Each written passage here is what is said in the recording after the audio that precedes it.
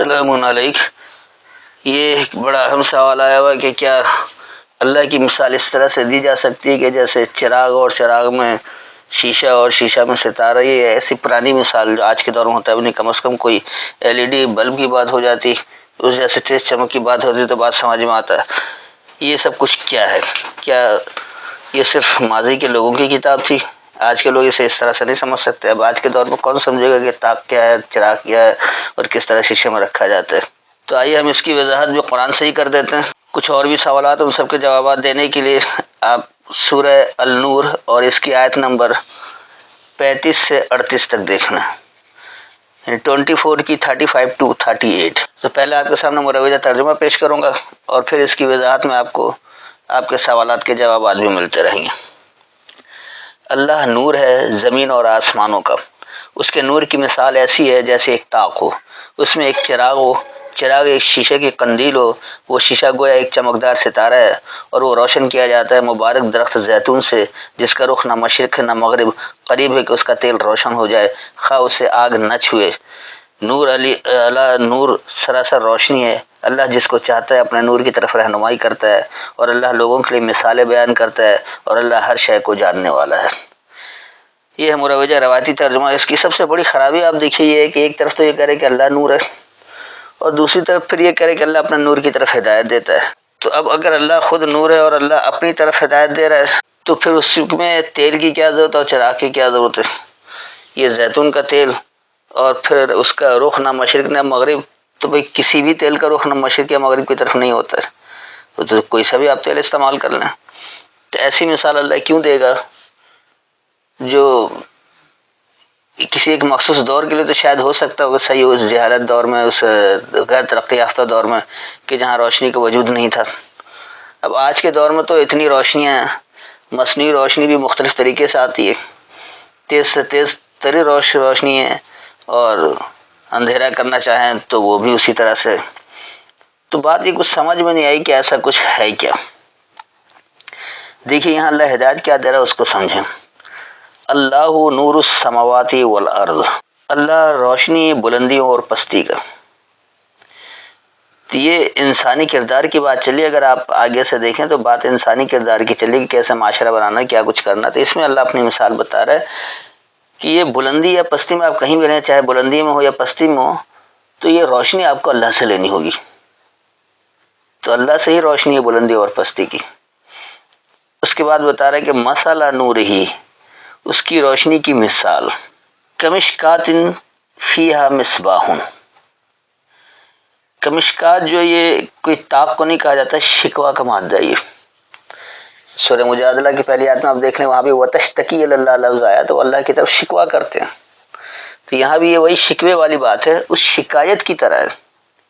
فیہا، اس میں مصباح صبح نو ہے، صبح کا مادہ ہے اس میں۔ تو یہ مثال کہا جاتا ہے کہ آپ ایسے کام کریں کہ آپ کے لیے نئی صبح نمودار ہو جائے، نئی صبح طلوع ہو جائے۔ تو ایسا نہیں کہ کوئی نیا دن شروع ہوتا ہے، اب آپ کی فرما برداری کا نیا دور شروع ہو رہا ہے جب آپ اللہ سے روشنی حاصل کرنا چاہتے ہیں، کیونکہ جو روشنی ہے، جو بلندی اصل میں، چاہے وہ بلندی میں ہو یا پستی میں، وہ اللہ سے روشنی ہے نا، اس کی اللہ کے متعین کردہ کردار کے مطابق چل رہا ہے۔ تو اس کی مثال، اس کی روشنی کی مثال تو تم شکایت کی طرح کر دی کہ اس میں صبح نہ ہوا ہے۔ اس کے بعد پھر آ رہا ہے کہ المصباح فی زجاجۃ، یہ صبح نو ایک شفاف جماعت میں ہے۔ زجاج کہا جاتا ہے جماعت کو، الزجاجۃ، اور یہ جو خاص جماعت ہے، کانہا، جیسے کہ یہ کوکب دری یوقد من شجرۃ مبارکۃ زیتون۔ کوکب کہتے ہیں روشنی کو، دری ایک طرح کا ستارہ ہی ہوتا ہے، یوقد وہ بھڑکتا ہے، نمایاں ہوتا ہے، وقد تمہارے اس تناظر سے، بابرکت تناظر سے، شجرۃ مبارکۃ، شجر تنازع کو کہا جاتا ہے، اور مبارکت نے بابرکت تنازع۔ آپ کہیں گے کہ تنازع بھی بابرکت کیسے ہوتا ہے؟ سیدھی سی بات ہے کہ آپ بابرکت تنازع وہ کہلاتا ہے جو اللہ کی ہدایت کو سمجھنے کے لیے کیا جائے۔ زیتونۃ، ایک چکناہٹ ہے، اس میں پھسل رہے ہیں۔ لا شرقیۃ ولا غربیۃ، نہ اس میں عروج ہے اور نہ زوال ہے۔ یکاد زیتھہا، قریب ہے اس کی چکنائی، منور کر دے۔ وَلَوْ لَمْ تَمْسَسْهُ نَارٌ، اور اگر تم نے داخل ہو کر جلنا حاصل نہیں کیا ہے، نورٌ علی نور، روشنی ہے ایک روشنی پر، یہدی اللہ لنورہ من یشاء، جو یہ چاہے اس کی روشنی کے لیے اللہ سے یہ ہدایت لے لے۔ وَيَضْرِبُ اللَّهُ الْأَمْثَالَ لِلنَّاسِ، اور اللہ بیان کرتا ہے مثالیں لوگوں کے لیے۔ وَاللَّهُ بِكُلِّ شَيْءٍ عَلِيمٌ، اور اللہ ہر ایک شے کا جاننے والا ہے۔ تو اس آیت میں اصل وضاحت یعنی ہدایت کیا ہے اس کو اچھی طرح سمجھ لئے۔ میں نے آپ کو لفظی ترجمہ کر کے بتا دیا۔ چاہے آپ بلندی میں ہو یا پستی میں ہو، اس کی روشنی اللہ ہی کے قانون کے مطابق ہے، اس لیے بلندی اور پستی کی روشنی اللہ ہے۔ پھر وہ اپنی روشنی کی مثال یوں بتا رہا ہے کہ اس روشنی کی مثال تمہارے شکایت کے انبار کی طرح ہے جس میں صبح نو ہے۔ تم شکایتوں کے انبار لگا رکھے ہو کہ ہم اللہ کے ماننے والے ہو گئے پھر بھی ہم دنیا میں ذلیل و خوار ہو رہے ہیں، ہم اللہ کے ماننے والے بن گئے پھر بھی ہماری معاشی حالات ٹھیک نہیں ہو رہی، ہم اللہ کے ماننے والے بن گئے پھر بھی ہمارے یہاں بد امنی ہے، لا قانونیت ہے۔ ایسا کیوں ہے؟ اس لیے کہ وہ آپ کا عمل ہے، عمل کا وہ نتیجہ آپ کو ملے گا جیسا عمل کریں گے۔ تو آپ نے تو شکایتوں کے انبار لگا دیے لیکن اپنے عمل کی طرف توجہ نہیں دے رہے کہ اپنی اصلاح تو کریں، اللہ سے ہدایت تو لیں، اللہ کی فرمان برداری تو اختیار کریں۔ جب آپ اللہ کی فرمان برداری کی روشنی اختیار کریں گے تو پھر آپ کو اچھا نتیجہ ملے گا نا، روشنی والا۔ آپ اللہ کی ہدایت سے اندھیرے میں اس پر آنے ہی نہیں چاہتے ہیں، خواہشات کے مطابق اپنے عمل کو کر رہے ہیں اور چاہتے ہیں کہ نتیجہ آپ کو وہ والا دے دیا جائے جو اللہ مسلم کو دینے کا وعدہ کر رکھا ہے۔ تو یہ صبح نو جو ہوگی تو ایک شفاف جماعت میں ہے، کیونکہ یقینی سی بات ہے کہ ایک سلامتی والے نظام کو قائم کرنا تو وہ ایک جماعت کے تحت ممکن ہے، تنہا شخص کوئی نظام نافذ نہیں کر سکتا۔ اور یہ شفاف جماعت جو ایک دوسرے سے ستارے کی طرح ظاہر اور نمایاں ہوتے ہیں، جو شفاف جماعت ہوتی ہے اس میں جھوٹ، ملاوٹ، چوری، دھوکے بازی نہیں ہوتی جو ہمارے یہاں جماعتیں کرتی ہیں۔ ہر جماعت ایک وعدہ کرتی ہے کہ ہم آئیں گے تو ہم دودھ کی نہریں بہا دیں گے، ہم یوں کر دیں گے، ہم لا قانون ختم کر دیں گے، ہم ایشین ٹائیگر بنا دیں گے، تو ہم فلاں ترقی دے دیں گے۔ سب جھوٹے وعدے کرتے ہیں، عملی طور پر یہ لوگ کچھ کرتے ہی نہیں۔ تو یہ شفاف جماعتیں تو ہے ہی نہیں، یہ سب تو جھوٹی جماعتیں ہیں۔ پاکستان میں جتنی جماعتیں ہیں سب جھوٹ بولتی ہیں، کسی ایک نے عمل کر کے کچھ نہیں دکھا، کوئی ایک وعدے کو پورا نہیں کیا کسی نے۔ تو یہ جو شفاف جماعتیں ایک دوسرے کی طرح ستارے کی طرح نمایاں اور ظاہر ہوتے ہیں اور وہ تمہارے بابرکت تنازع سے بھڑکتے ہیں۔ تمہارا تنازع جو ہوتا ہے وہ اللہ کی ہدایات سمجھنے کے لیے، اس کی فرما برداری اختیار کرنے کے لیے، تو اس میں آپ الجھتے بھی ہیں تو وہ دراصل بابرکت تنازع ہوتے ہیں۔ ہاں وہ تنازع جہاں آپ الجھنے کے لیے کریں کہ بس میری بات کچھ ہی رکھی جائے، جیسے ہماری پارٹیاں ہیں کہ بس جو ہم کہیں وہی ٹھیک ہے، باقی دوسرے کچھ بھی کہتے رہیں، دوسروں کو بدنام کرو، اپنے آپ کو دکھاؤ کہ ہم صحیح ہیں اور خود وہی عمل کیے چلے جاؤ۔ تو یہ بابرکت تنازع نہیں ہوتا ہے۔ بابرکت تنازع وہ ہے جو سمجھنے کے لیے، اصلاح کے لیے تنازع کیا جائے تاکہ اس کو سمجھ کر اس پر صحیح طرح عمل کیا جا سکے۔ تو یہ جب آپ کو ایک دوسرے سے ستارے کی طرح ظاہر و نمایاں ہونا ہے، ایک روشن ستارے کی طرح ہوتا ہے، تو یہ بابرکت تنازع سے بھڑکتا ہے اور اس کی چکناہٹ ایسی ہے، یعنی اس پر جب آپ چلنا چاہتے ہیں، بابرکت تنازع پر جب آپ چلنا چاہتے ہیں تو نہ اس میں عروج ہے اور نہ زوال ہے، کیونکہ آپ تو اصلاح کے لیے اپنے تنازع کو کھڑا کرتے ہیں، بات سمجھنے کے لیے کرتے ہیں، الجھنے کے لیے نہیں کرتے ہیں۔ اس لیے اس سے عروج اور زوال نہیں کہ جو آپ سمجھنے کے لیے کوئی بحث کر لیں، اس میں تنازع کھڑا کر لیں، کیونکہ سمجھنے کے لیے کریں۔ جب سمجھ گئے تنازع ختم ہو جائے گا، پھر جب عمل کریں گے تو نتیجہ جب ملے گا عروج و زوال والا۔ نافرمانی کریں گے زوال، فرمان برداری اختیار کریں گے تو عروج مل جائے گا۔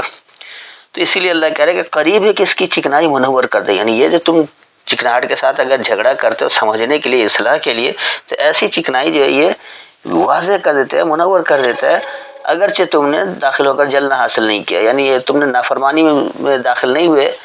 نافرمانی میں جاؤ گے تو یقینی سی بات ہے کہ آپ کو جلنا ہی حاصل کرنا ہے۔ اسی لیے آج مسلم معاشرہ سب جلتا ہوا ہے، کسی نہ کسی آگ میں جل رہا ہے۔ تو وہ جلنے کی وجہ یہ ہے کہ وہ اللہ کی ہدایت کو سمجھ کر اس پر عمل کرنے کے لیے کوئی تنازع بھی نہیں کرتے، تنازع کرتے اپنے ذاتی مفادات کے لیے۔ نہ یہ اللہ کا نظام نافذ کرنا چاہتے ہیں، نہ یہ اللہ کے دیے گئے کردار کو اپناتے ہیں۔ تو وہ بہترین نتیجہ کیسے ملے جو آپ کو دنیا کی بلندی تک پہنچا دے؟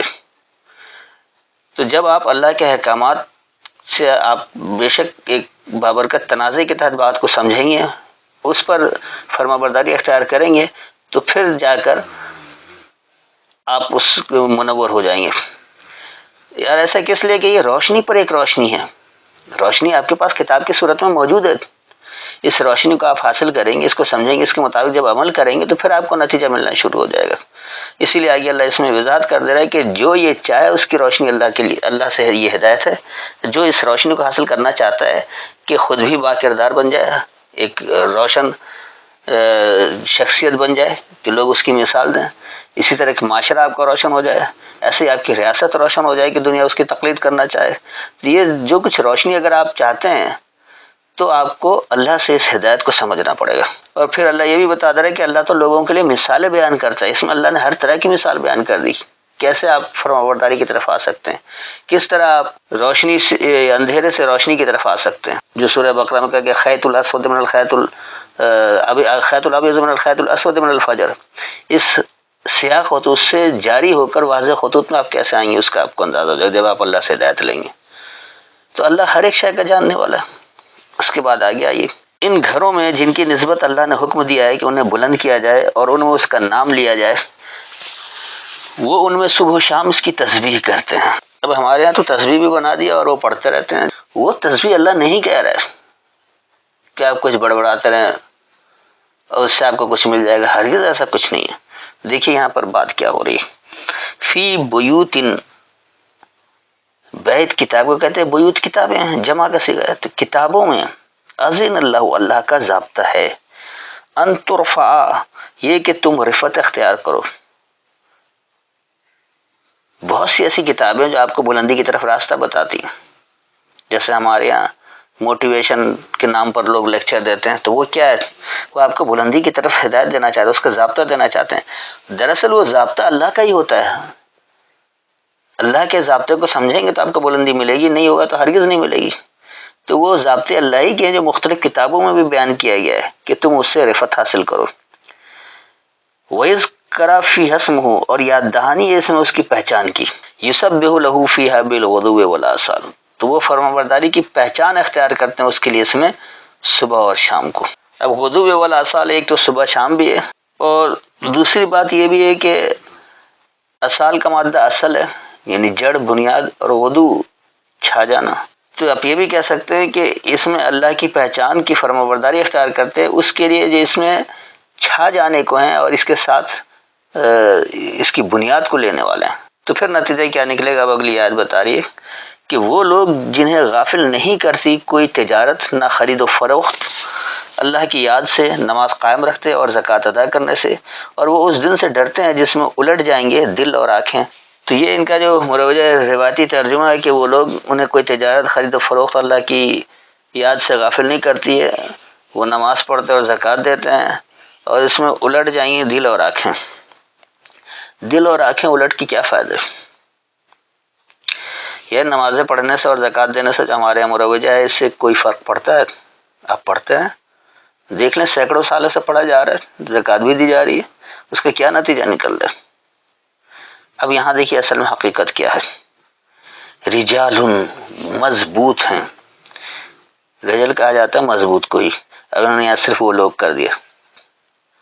حالانکہ رجال کا ترجمہ لوگ خود مرد کرتے ہیں، لیکن یہاں پر صرف انہوں نے لوگ کر دیا. تو رجال مضبوط ہیں، یہ مضبوطوں کی بات ہو رہی ہے.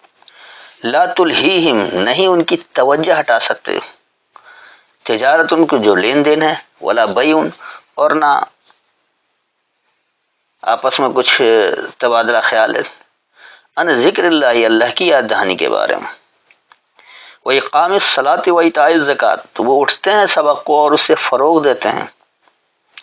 یخافون یوما، وہ خوف رکھتے ہیں اس دورانیے کا، تتقلب فیہ، کہ تم پلٹ جاؤ اس میں، القلوب والابصار، یعنی خاص پلٹنا اور بصیرتیں.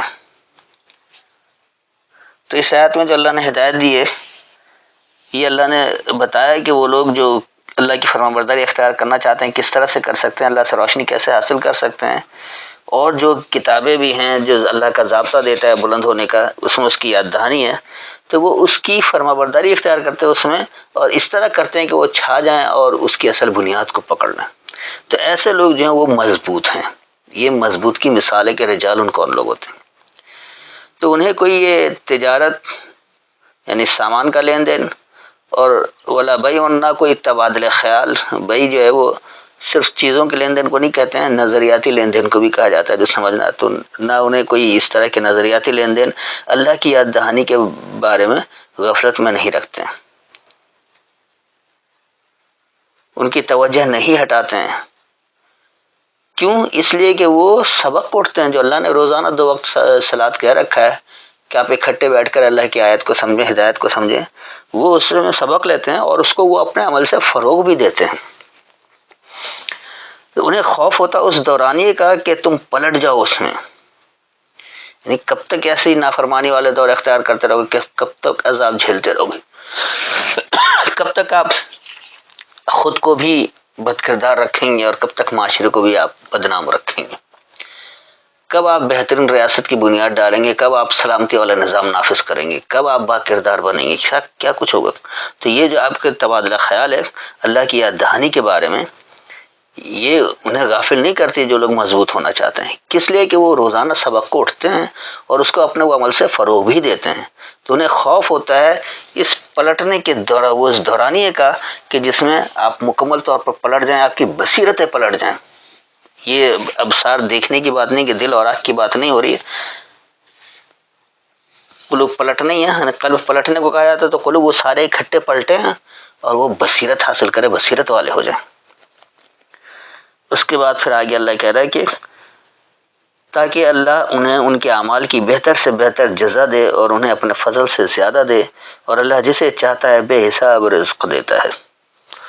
اب دیکھیے کیا اللہ پر الزام تراشی کی. اللہ جسے چاہے بغیر حساب دیتا ہے، جس کو اللہ نہیں دے رہا بھوکا مار رہا ہے تو یہ زیادتی تو اللہ کی نہیں. بڑا ظالم اللہ ہے کہ چن چن کر کسی کو بے حساب دیتا ہے اور کسی کو بھوکا مار دیتا ہے. اللہ پر اتنا بڑا الزام لگاتے ہوئے ذرا شرم نہیں آتی.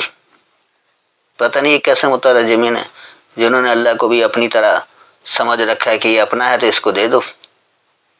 جیسا ہماری سیاسی پارٹیاں، ہماری پارٹی کا ہے کچھ نہیں جانتا ہے، اس کو تو نوکری دے دو، اس کے تمام سہولتیں میسر کر دو. لیکن جہاں ہماری پارٹی کے لوگ نہیں ہیں ان کو نہیں دینا، انہیں تنگ کرتے رہنا، ان کی زندگی اجیرن بنانا. ایسا ہرگز نہیں ہے. دیکھیے یہاں پر بات کیا ہو رہی ہے. لیجزیہم اللہ، اللہ انہیں نتیجہ دینے کے لیے ہے. آسنا، خوب متوازن، حسن کارانہ، ما عملو، جو انہوں نے عمل کیا، وَيَزِيدُهُم مِّن فَضْلِهِ، اور وہ انہیں زیادہ دیتا ہے اپنے فضل سے. وَاللَّهُ يَرْزُقُ مَن يَشَاءُ بِغَيْرِ حساب، اور اللہ وہ سامان نشوما دیتا ہے جو یہ چاہے حساب کے علاوہ. تو اس آیت میں اللہ نے واضح طور پر بتا دیا کہ اللہ تو نتیجہ دینے کے لیے ہے، متوازن نتیجہ اللہ دیتا ہے، حسن کارانہ نتیجہ دیتا ہے. جو بھی عمل کرو گے، جیسا عمل کرو گے اللہ ویسا ہی نتیجہ دے گا. آپ عمل برا کریں اور چاہیں کہ نتیجہ آپ کو اچھا مل جائے تو ہرگز نہیں ملے گا. جیسا آپ عمل کریں گے اللہ اس کے مطابق آپ کو بہترین نتیجہ دے گا.